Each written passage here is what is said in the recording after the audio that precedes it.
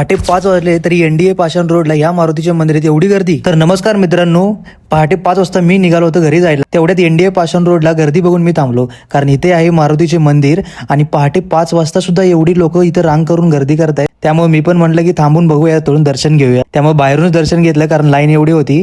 आणि हे मंदिर एवढं छोटं आहे की लोकांना वाटणार पण नाहीये की इथं गर्दी होईल. त्यामुळे मी जरा मंदिराची माहिती घ्यायला चालू केली आणि एकाला विचारलं तर मला असं समजलं त्या मंदिरामध्ये कोणतीही इच्छा मागितली की ती इच्छा पूर्ण होते. त्यामुळे तुम्ही कधी NDA पाषाण रोडवरून जात असाल तर या मंदिराला थांबून नक्कीच दर्शन घ्या.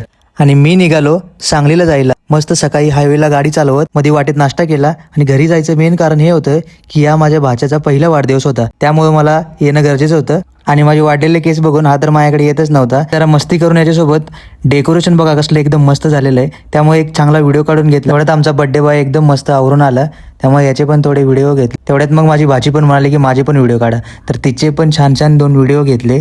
दोघे पण एकदम मस्त दिसतंय. मग काही सगळी तयारी करून अशा प्रकारे मस्त एकदम छान आमच्या समर्थाचा पहिला वाढदिवस साजरा झाला. तर बाय बाय सगळ्यांना. जर हा तुम्हाला ब्लॉग आवडला असेल तर लाईक करा, फॉलो करा आणि नेक्स्ट ब्लॉगसाठी रेडी राहा.